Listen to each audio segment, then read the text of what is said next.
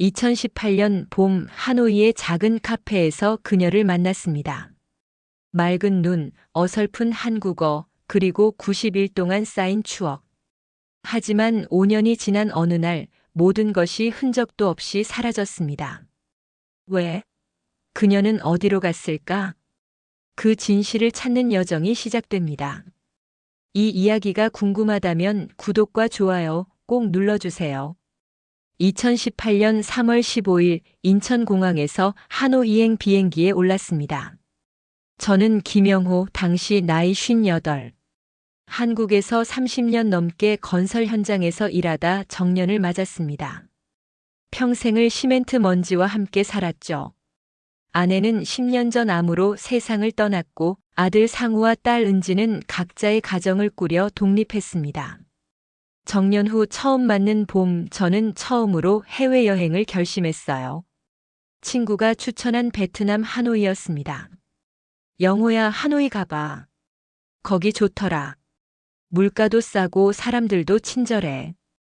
비행기가 노이바이 공항에 착륙했을 때 이미 저녁이었습니다. 3월의 하노이는 따뜻했어요. 한국의 차가운 날씨와는 달랐습니다.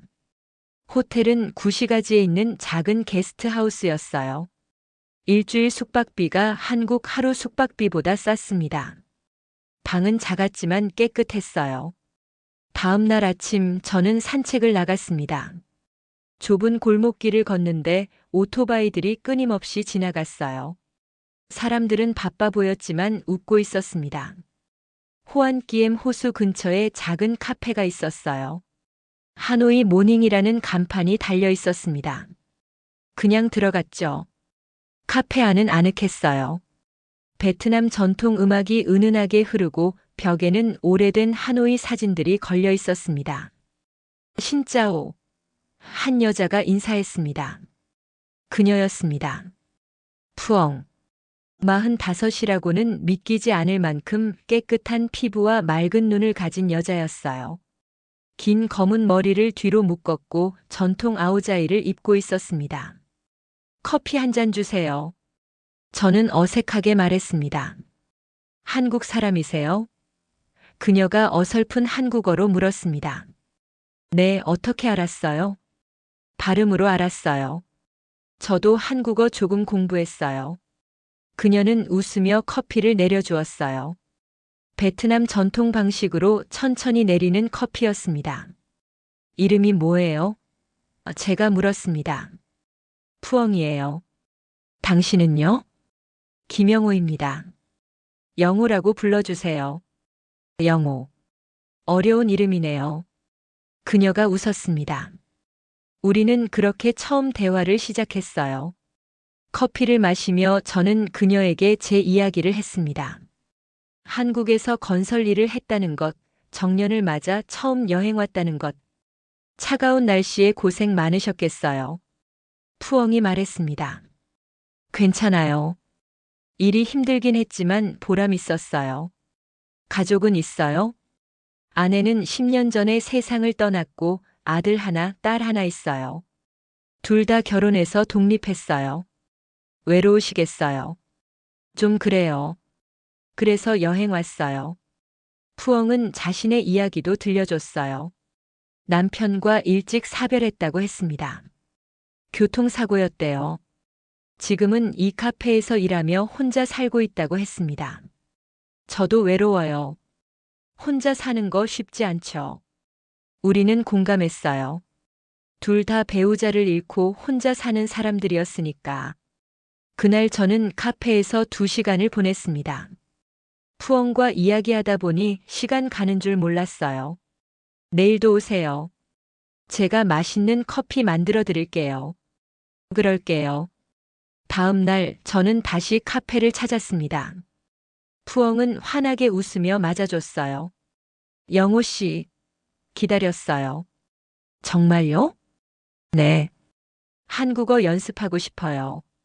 그날부터 저는 매일 그 카페를 찾았습니다. 아침마다 푸엉의 커피를 마시며 하루를 시작했어요. 푸엉은 제게 베트남어를 가르쳐 줬고 저는 그녀에게 한국어를 가르쳐 줬습니다. 이거는 신짜오 안녕하세요예요. 신짜오. 어렵네요. 아니에요. 잘하고 있어요.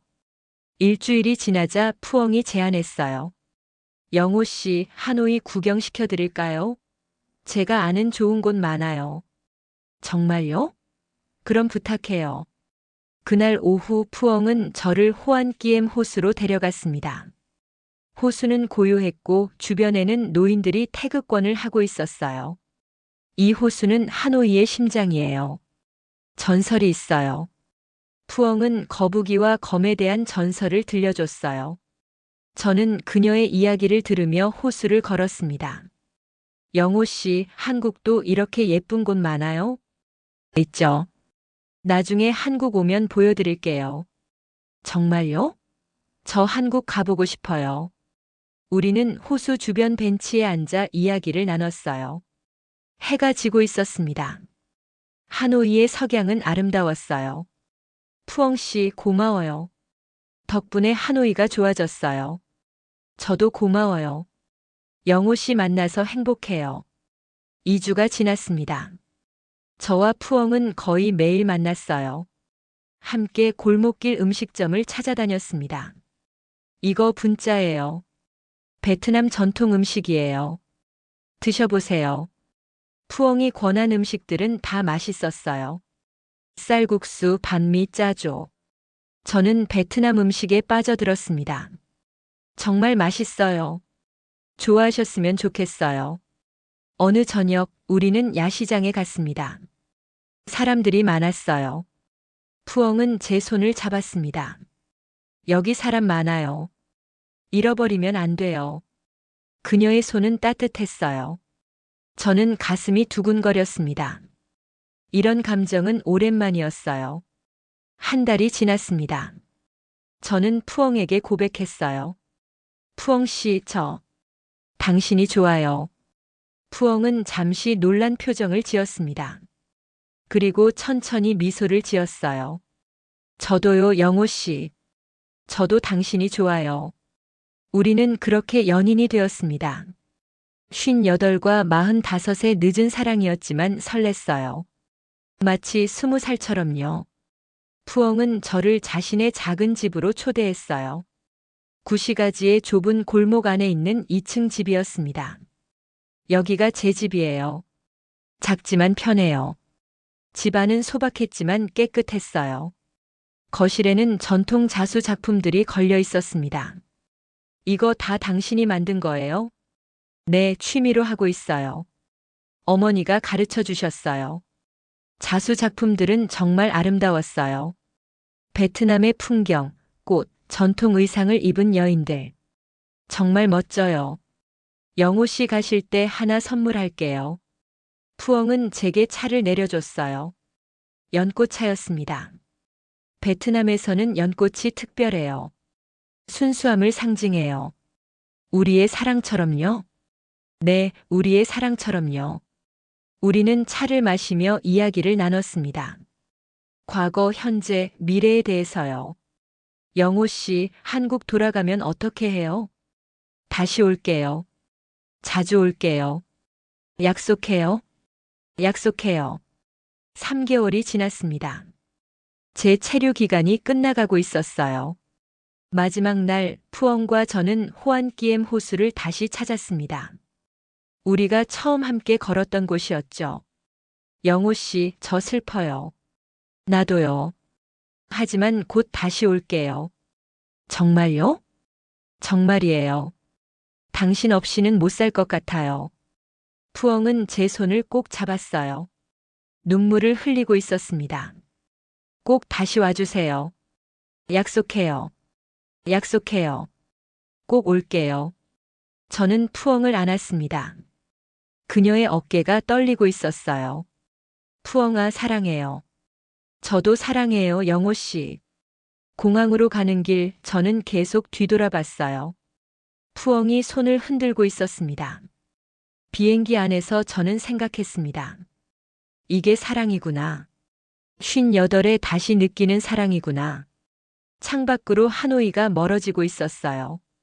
하지만 제 마음은 여전히 그곳에 있었습니다. 푸엉과 함께 인천공항에 도착했을 때 휴대폰에 문자가 와 있었어요. 영호 씨, 잘 도착하셨어요? 벌써 보고 싶어요. 꼭 다시 와주세요. 사랑해요. 저는 눈물이 났어요. 꼭 다시 갈게. 기다려줘. 그렇게 우리의 이야기가 시작되었습니다. 하노이의 봄, 그리고 운명적인 만남. 그때는 몰랐습니다.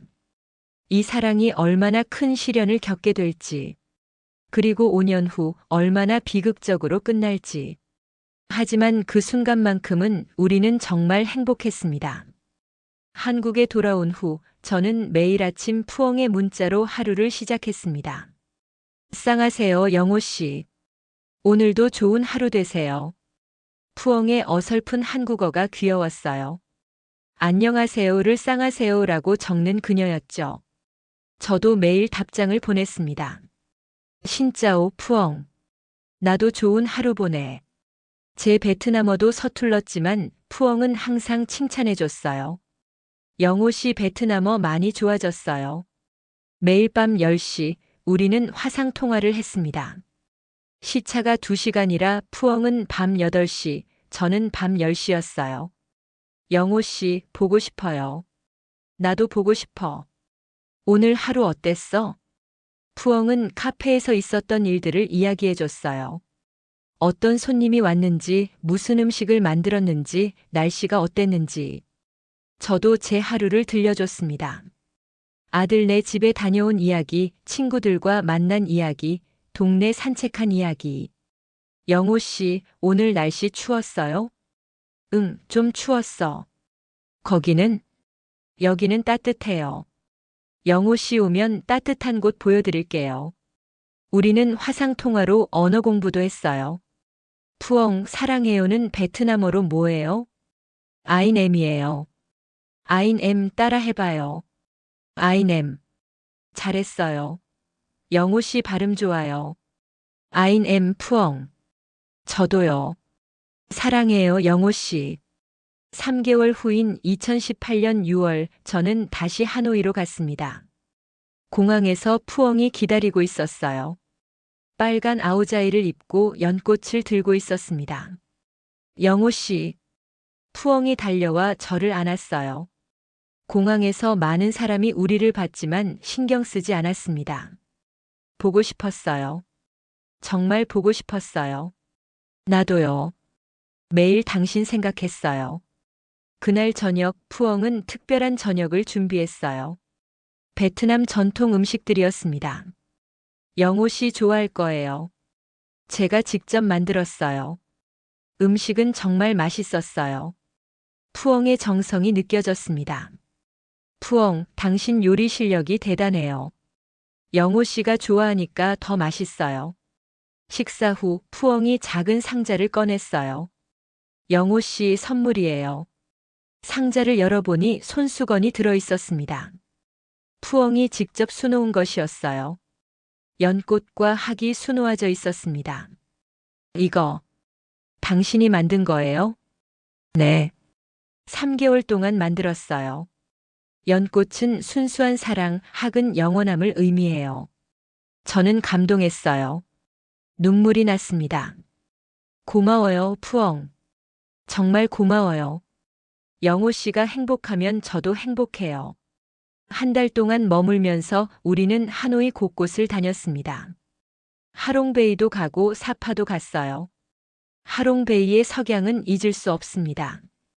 배 위에서 푸엉과 함께 본 그 풍경. 영호 씨, 여기 아름답죠? 정말 아름다워요. 당신처럼요. 영호 씨는 입이 너무 무거워요. 푸엉이 웃었습니다. 사실이에요. 저는 푸엉에게 반지를 선물했어요. 비싼 건 아니었지만 제 마음을 담았습니다. 푸엉, 이거 받아주세요. 영호 씨, 이거 약혼 반지는 아니에요. 하지만 내 마음이에요. 당신과 함께하고 싶다는. 푸엉은 눈물을 흘렸어요. 저도 영호 씨와 함께하고 싶어요. 평생. 한국으로 돌아온 후에도 우리는 매일 연락했습니다. 2019년이 됐어요. 푸엉의 생일은 3월 8일이었습니다. 베트남 여성의 날이기도 했죠. 저는 생일에 맞춰 하노이로 갔어요. 이번에는 특별한 계획이 있었습니다. 푸엉, 오늘 특별한 곳으로 가요. 어디요? 비밀이에요. 저는 푸엉을 그녀의 집으로 데려갔어요. 미리 준비해둔 것들이 있었거든요. 집안은 꽃으로 가득했습니다. 연꽃, 장미, 백합. 제가 아침 일찍 준비한 것이었어요.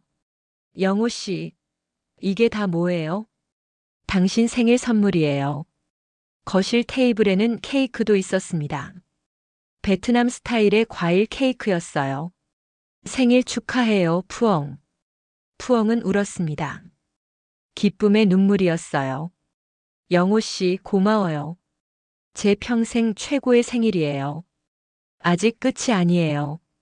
저는 또 다른 상자를 꺼냈습니다. 한복이 들어 있었어요.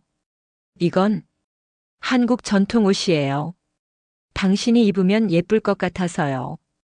푸엉은 한복을 입어봤어요. 정말 아름다웠습니다.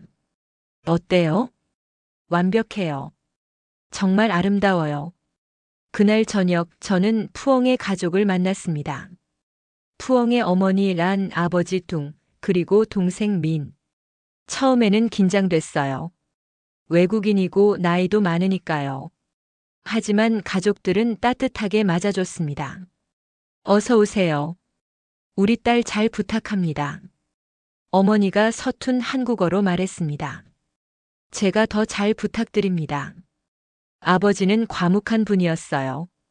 베트남 전쟁에 참전한 영웅이었다고 합니다. 당신은 좋은 사람 같소. 우리 딸을 울리지만 마시오. 절대 울리지 않을게요. 약속합니다. 동생 미는 대학에서 한국어를 전공하고 있었어요. 오빠, 한국말 정말 잘하시네요. 아니에요. 푸엉이 가르쳐 줬어요. 언니가 오빠 이야기 많이 해요. 정말 사랑하나 봐요. 저녁 식사는 푸엉의 어머니가 준비했습니다. 전통 베트남 가정식이었어요. 맛있어요. 정말 맛있어요. 많이 드세요. 푸엉 엄마가 당신을 아들처럼 생각한대요. 푸엉이 통역해줬습니다. 저도 푸엉을 딸처럼, 아니 사랑하는 사람으로 생각합니다. 그날 밤 푸엉과 저는 호안끼엠 호수를 걸었습니다. 영호 씨, 우리 가족 어땠어요? 정말 좋았어요.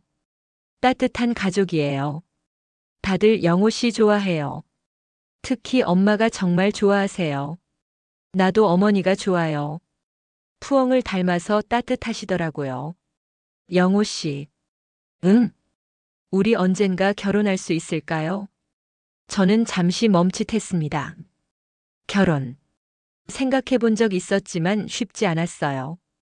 푸엉, 나는 당신과 결혼하고 싶어요. 하지만, 내 아이들이 반대할 것 같아요. 왜요? 내가 베트남 사람과 결혼한다고 하면 이해하지 못할 거예요.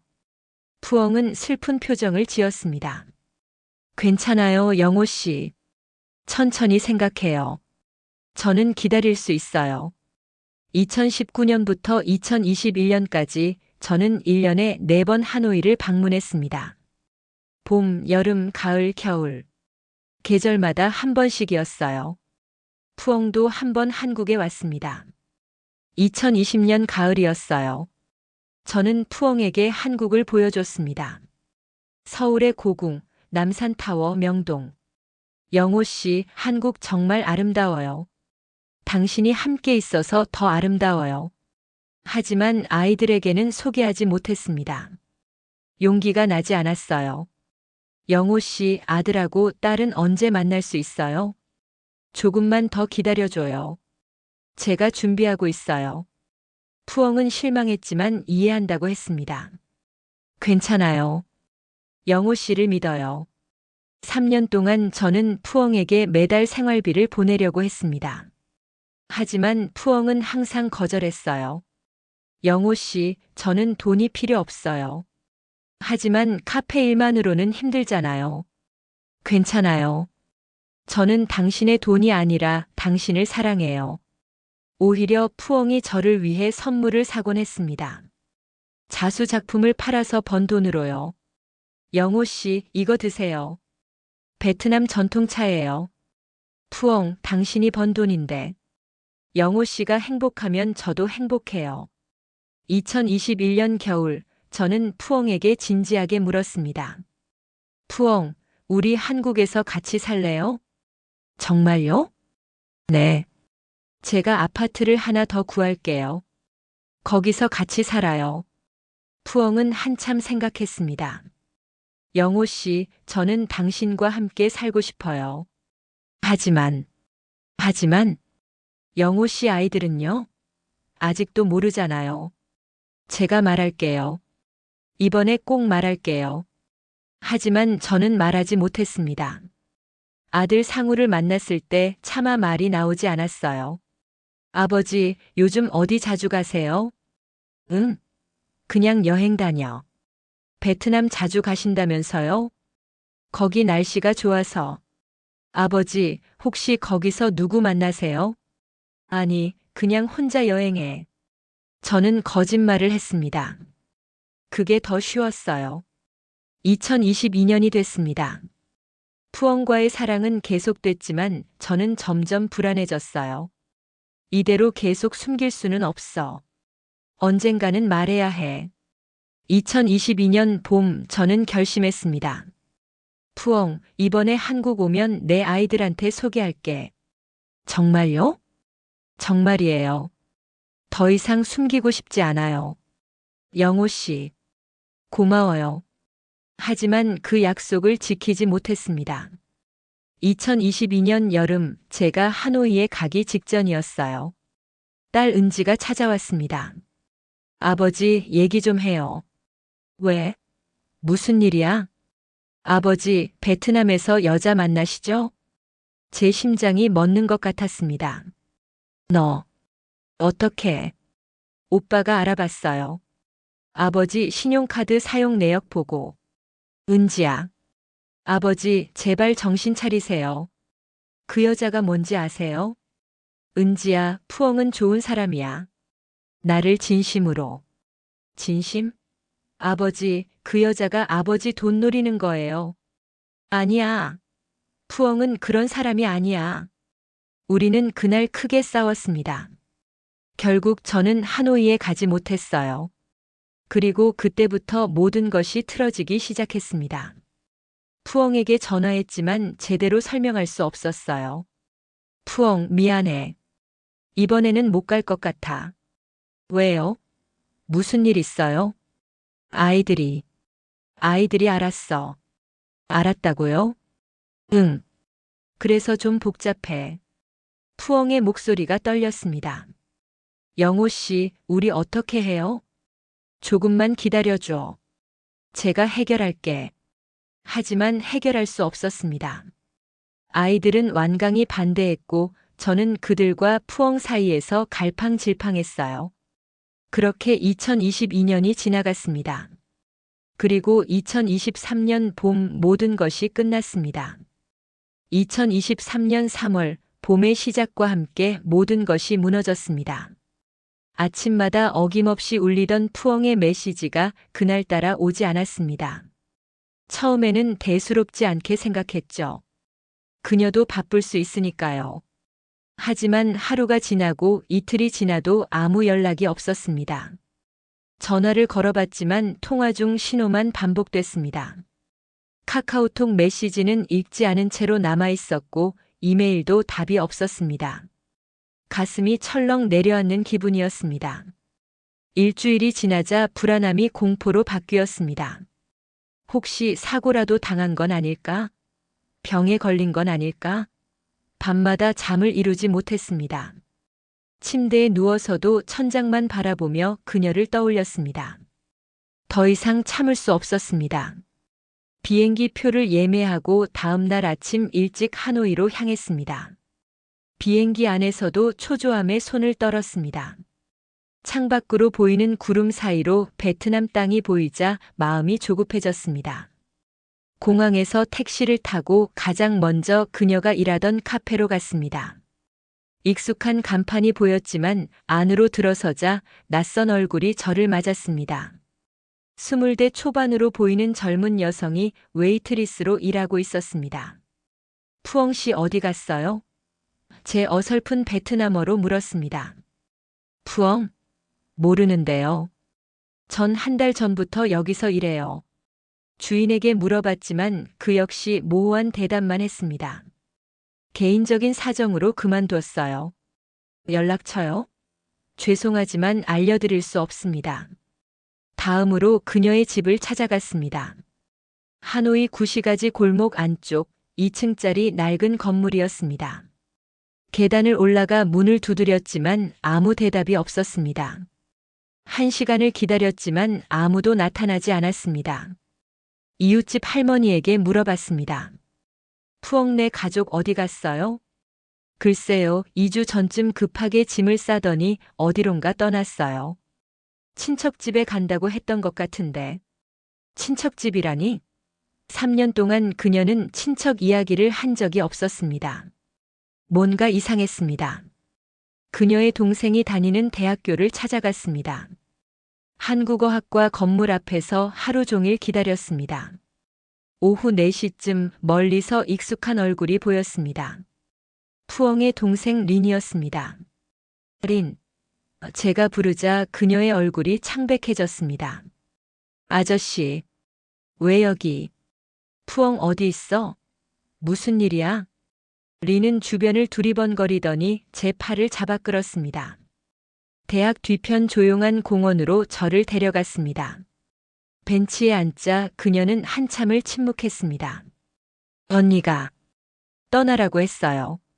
뭐라고? 왜? 이유는 말할 수 없어요.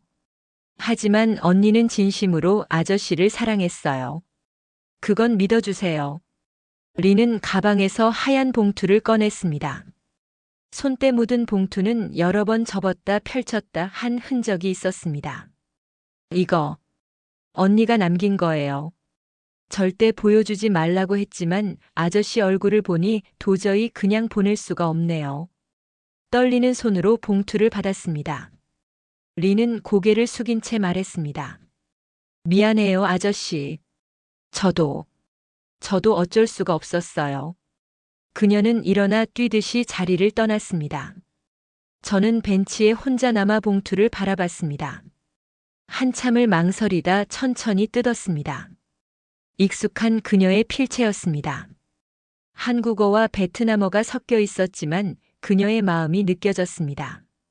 사랑하는 당신에게 이 편지를 쓰는 지금도 눈물이 멈추지 않아요. 당신을 떠나야 한다는 사실이 가슴을 찢어놓습니다. 미안해요. 정말 미안해요. 이별의 이유를 말할 수 없어서 더 미안해요. 하지만 이게 우리 둘 모두를 위한 최선의 선택이에요. 언젠가는 이해해 주시겠죠? 당신과 함께한 5년은 제 인생에서 가장 행복한 시간이었어요. 호안끼엠 호수에서 함께 걸었던 그 봄날들, 당신이 어설픈 베트남어로 사랑해라고 말했던 순간들, 모두 제 마음속에 영원히 남을 거예요. 부디 행복하세요. 당신의 가족들과 함께 평안한 날들을 보내세요. 우리의 사랑은 끝나지만 당신에 대한 제 마음은 영원할 거예요. 안녕, 그리고 사랑해요. 푸엉. 편지를 읽고 또 읽었습니다. 그녀의 필체를 따라가다 보면 그녀의 얼굴이 떠올랐습니다. 눈물이 볼을 타고 흘러내렸습니다. 가족이라는 단어가 가슴에 박혔습니다. 제 가족과 무슨 상관이 있다는 걸까? 하지만 더 이상 물어볼 사람도 찾아갈 곳도 없었습니다. 그날 밤 호텔방에서 하노이의 야경을 바라봤습니다. 창밖으로 보이는 호안끼엠 호수가 어둠 속에서 반짝였습니다. 우리가 함께 걸었던 그 길을 혼자 걷고 싶지 않았습니다. 2주 동안 하노이 곳곳을 헤맸습니다. 그녀가 좋아하던 쌀국수 가게, 함께 갔던 작은 서점, 그녀의 어머니가 자수를 팔던 시장. 모든 곳에 그녀의 흔적이 있었지만 정작 그녀는 어디에도 없었습니다. 결국 아무것도 찾지 못한 채 한국으로 돌아왔습니다. 빈손으로 상처만 가득 안고 돌아왔습니다. 집에 도착하자 아들과 딸이 저를 맞았습니다. 아버지, 어디 다녀오셨어요? 응, 그냥 여행 좀. 그들의 얼굴에서 뭔가 이상한 기운을 느꼈지만 너무 지쳐서 더 생각할 수가 없었습니다. 방에 들어가 푸엉의 사진을 꺼내봤습니다. 카페에서 찍은 사진 속 그녀는 환하게 웃고 있었습니다. 그 미소가 이제는 볼 수 없다는 사실이 믿기지 않았습니다. 밤마다 그녀의 마지막 편지를 읽었습니다. 당신의 가족들과 함께. 이 문장이 계속 머릿속을 맴돌았습니다. 무슨 의미일까? 왜 가족을 언급한 걸까? 하지만 답을 찾을 방법은 없었습니다. 5년 동안의 사랑이 단 한 통의 편지로 끝나버렸습니다. 이유도 모른 채 작별 인사도 제대로 하지 못한 채. 봄이 지나고 여름이 왔지만 제 마음속은 여전히 그날의 봄에 머물러 있었습니다. 하노이의 봄 그리고 갑작스런 이별. 그 기억은 평생 제 가슴에 상처로 남을 것 같았습니다. 2024년 3월 푸엉과 이별한 지 정확히 1년이 되는 날이었습니다. 봄이 다시 찾아왔지만 제게는 의미 없는 계절이었습니다. 창밖으로 벚꽃이 흩날리는 것을 보며 하노이의 봄을 떠올렸습니다. 그날 아침 딸이 전화를 걸어왔습니다. 아빠, 오늘 저녁에 우리 집에서 식사해요. 손주들이 할아버지 보고 싶대요. 그래, 알겠다. 전화를 끊고 옷을 갈아입으려다 문득 서재 청소를 해야겠다는 생각이 들었습니다. 1년 동안 방치해둔 서재는 먼지가 수북했습니다. 아들이 대학 시절 쓰던 책상도 오래된 앨범들도 모두 시간의 흔적으로 덮여 있었습니다. 책장을 정리하다가 뒤편에 숨겨진 낡은 상자를 발견했습니다. 아들의 이름이 적힌 상자였습니다. 궁금해서 열어봤는데 안에는 편지 뭉치들이 가지런히 정리되어 있었습니다. 첫 번째 편지를 꺼내 펼쳤습니다. 베트남어로 쓰여 있었지만 몇몇 단어들이 눈에 들어왔습니다. 푸엉, 아버지, 돈. 심장이 빠르게 뛰기 시작했습니다. 급히 휴대폰으로 번역 앱을 켰습니다. 카메라로 편지를 비추자 한글 번역이 나타났습니다. 읽으면 읽을수록 손이 떨렸습니다. 푸엉 씨에게 저는 한국에서 온 사람의 아들입니다. 당신이 우리 아버지에게 접근한 의도가 무엇인지 잘 압니다. 가난한 베트남 여자가 한국 남자를 만나는 이유는 뻔하죠. 우리 아버지는 이제 70세입니다. 평생 고생하며 모은 재산이 있습니다. 그 돈은 당신 같은 사람에게 줄 수 없습니다. 지금이라도 떠나주세요. 그러면 아무 일도 없었던 것으로 하겠습니다. 2020년 8월에 쓰인 편지였습니다. 우리가 한창 행복하게 연애하던 시절 아들이 푸엉에게 이런 편지를 보냈다는 사실이 믿기지 않았습니다. 다음 편지를 펼쳤습니다. 이번에는 딸의 필체였습니다. 푸엉, 우리 아버지가 당신에게 얼마를 주고 있는지 압니다. 매달 50만 원씩 송금하시더군요. 3년이면 거의 2천만 원입니다. 아버지는 평생 검소하게 사신 분입니다. 그런 분이 당신 때문에 돈을 펑펑 쓰고 계십니다. 자식들 결혼식 때도 아끼시던 분이 말입니다. 제발 부탁인데 아버지를 놓아주세요. 아버지에게는 가족이 있고 당신과는 어울리지 않는 분입니다. 2021년 2월의 편지였습니다. 가슴이 찢어지는 듯 했습니다. 50만 원이라니? 저는 푸엉에게 돈을 보낸 적이 없었습니다. 오히려 그녀가 항상 거절했었죠. 세 번째 편지는 더 충격적이었습니다. 아들과 딸이 함께 쓴 것이었습니다. 푸엉, 우리의 경고를 무시하고 계속 아버지와 연락하고 있군요. 우리가 가만히 있을 것 같습니까? 당신이 베트남에서 어떻게 살아왔는지 조사했습니다. 과거에 다른 외국인과도 만난 적이 있다는 사실을 알고 있습니다. 이 사실을 아버지에게 알리면 어떻게 되겠습니까? 그리고 당신 동생 린 한국어 학과에 다니죠? 한국 유학을 꿈꾸고 있다고 들었습니다. 우리가 그 꿈을 산산조각 낼 수도 있습니다. 2022년 11월 제가 푸엉에게 청혼을 준비하던 시기의 편지였습니다. 아이들이 푸엉을 협박하고 있었던 겁니다. 마지막 편지를 꺼냈을 때는 이미 눈물로 범벅이 되어 있었습니다. 2023년 2월 푸엉이 사라지기 한 달 전에 쓰인 편지였습니다. 푸엉에게 이제 마지막 경고입니다. 우리는 다음 달 하노이로 갑니다. 당신을 직접 만나겠습니다. 당신이 계속 아버지와 연락한다면 당신 가족에게 어떤 일이 일어날지 모릅니다. 당신이 진정으로 아버지를 사랑한다면 떠나주세요. 아버지가 한국에서 가족들과 평화롭게 여생을 보낼 수 있도록 해주세요. 우리는 외국인 며느리를 받아들일 수 없습니다. 특히 돈을 노리는 베트남 여자는 더더욱 안 됩니다. 3월 15일까지 결정하세요.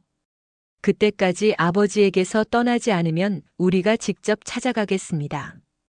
편지를 읽고 나서 한참을 멍하니 앉아 있었습니다. 3년 동안 제 아이들이 푸엉을 괴롭혀왔다는 사실이 믿기지 않았습니다. 푸엉은 제게 한 번도 이 사실을 말하지 않았습니다. 협박당하면서도 모욕당하면서도 그녀는 참았던 겁니다. 그리고 결국 저를 떠났습니다. 제 가족을 지키기 위해. 편지 더미를 뒤지다가 작은 메모 하나를 발견했습니다. 푸엉의 필체였습니다. 아마 아들에게 보낸 답장이었을 것입니다. 당신들의 말이 맞습니다. 저는 가난한 베트남 여자입니다. 하지만 돈 때문에 그분을 만난 것은 아닙니다. 그분이 제게 보내려던 돈은 항상 거절했습니다. 저는 제 손으로 번 돈으로 살아갑니다. 하지만 당신들이 원한다면 떠나겠습니다. 그분을 사랑하기 때문입니다. 그분이 가족과 행복하게 지내는 것이 제 마지막 소원입니다. 부디 그분을 잘 보살펴 주세요. 외롭지 않게 해주세요. 편지를 바닥에 떨어뜨리고 머리를 감싸 쥐었습니다. 푸엉이 왜 떠났는지, 왜 작별 인사도 없이 사라졌는지 이제야 알게 되었습니다. 제 아이들 때문이었습니다. 제 가족 때문에 그녀는 상처받고 떠나야 했던 겁니다. 분노가 치밀어 올랐습니다. 동시에 푸엉에 대한 그리움이 폭발했습니다. 그녀가 얼마나 힘들었을까? 얼마나 외로웠을까? 저를 떠나는 결정을 내릴 때 얼마나 아팠을까? 휴대폰을 들고 아들에게 전화를 걸었습니다. 아버지, 무슨 일이세요? 너, 푸엉한테 뭘 한 거야? 전화기 너머로 침묵이 흘렀습니다. 아버지가 편지를 찾으셨군요. 3년 동안 너희가 그 사람을 괴롭혔다는 게 사실이야?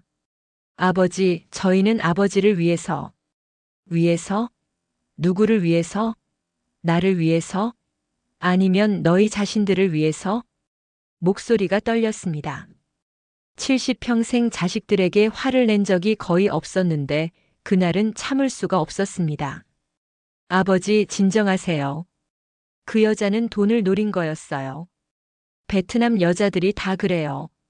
외국인 만나서 돈. 닥쳐. 푸엉은 그런 사람이 아니야. 오히려 내가 보내려는 돈도 거절했어. 너희가 뭘 알아?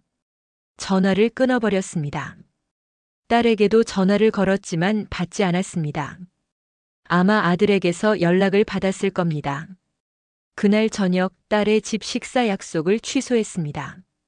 아이들 얼굴을 볼 수가 없었습니다. 분노와 실망 그리고 푸엉에 대한 미안함이 뒤섞여 가슴을 짓눌렀습니다. 밤늦게까지 푸엉의 사진을 들여다봤습니다. 하노이 카페에서 찍은 사진, 호안끼엠 호수에서 웃고 있는 사진, 그녀의 가족들과 함께 찍은 사진. 모든 사진 속에서 그녀는 진심으로 행복해 보였습니다. 제 옆에 있을 때 그녀는 정말 행복했을까?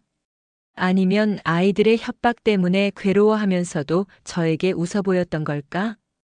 다음 날부터 저는 푸엉을 찾기 시작했습니다. 하노이에 아는 한국인 교민에게 연락했습니다.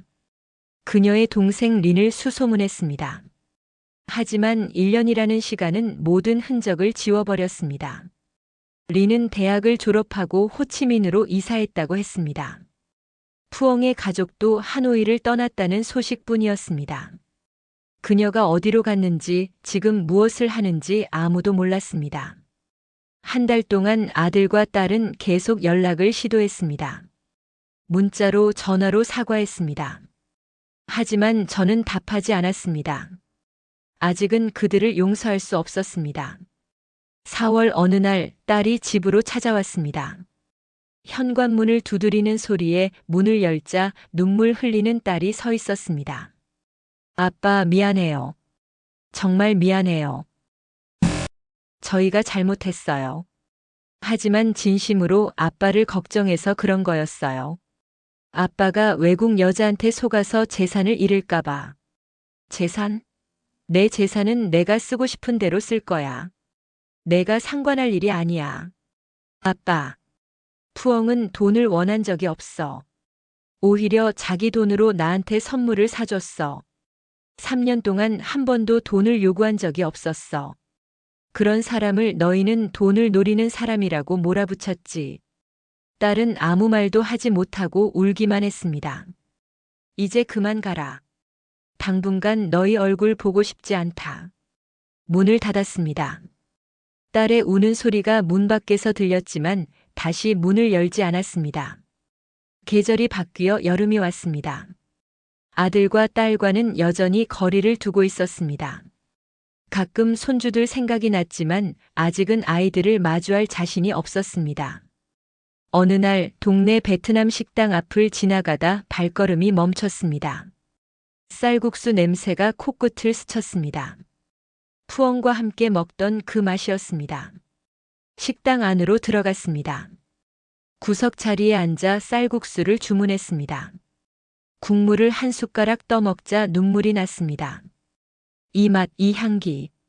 모두 그녀를 떠올리게 했습니다. 식사를 마치고 나오는데 식당 주인이 말을 걸었습니다. 손님, 베트남 좋아하세요? 네. 한때 자주 갔었습니다. 그래요? 베트남 여자친구 있었어요? 순간 대답이 막혔습니다. 주인은 미소를 지으며 말을 이었습니다. 제 남편도 한국 사람이에요. 10년 전에 결혼했어요. 처음에는 시댁에서 반대 많이 했어요. 베트남 여자라고. 하지만 지금은 가족들이 다 잘 지내요. 그렇군요. 사랑은 국경이 없잖아요. 나이도 국적도 중요하지 않아요. 식당을 나와 집으로 걸어오면서 주인의 말이 계속 맴돌았습니다. 사랑은 국경이 없다. 하지만 제 사랑은 가족이라는 벽에 부딪혀 깨져버렸습니다.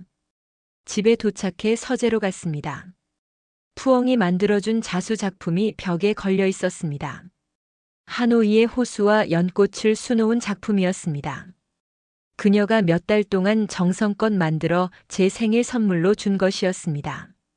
자수를 쓰다듬으며 중얼거렸습니다. 푸엉아, 미안해. 내가 너를 지켜주지 못해서 미안해. 내가 그렇게 힘들어하는데 몰랐어. 내 자식들이 너를 괴롭히는 것도 몰랐어. 이제 저는 평범한 일상을 살아갑니다. 아들, 딸과도 조금씩 관계를 회복해가고 있습니다. 그들도 진심으로 뉘우치는 것 같습니다. 손주들과 공원을 산책하고 가족들과 식사도 합니다. 겉으로 보기에는 평화로운 노년입니다. 하지만 제 마음속에는 여전히 빈자리가 있습니다. 푸엉이라는 이름의 빈자리가. 봄이 올 때마다 하노이의 연꽃을 떠올립니다. 그녀와 함께 걸었던 호수의 산책로를, 함께 마셨던 베트남 커피의 쓴맛을, 그녀의 맑은 눈동자를 떠올립니다. 가끔 그녀의 전화번호가 저장된 휴대폰을 들여다봅니다. 통화 버튼을 누를 용기는 없지만 그 번호를 지울 용기도 없습니다. 푸엉은 지금 어디서 무엇을 하고 있을까요? 행복하게 살고 있을까요? 저를 원망하고 있을까요?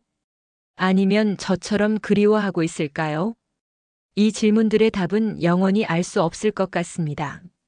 하지만 한 가지는 확실합니다. 푸엉과의 5년은 제 인생에서 가장 진실했던 사랑이었다는 것을, 그리고 그 사랑은 지금도 제 가슴 속에서 조용히 숨쉬고 있다는 것을. 푸엉아, 내가 그리워. 정말 그리워.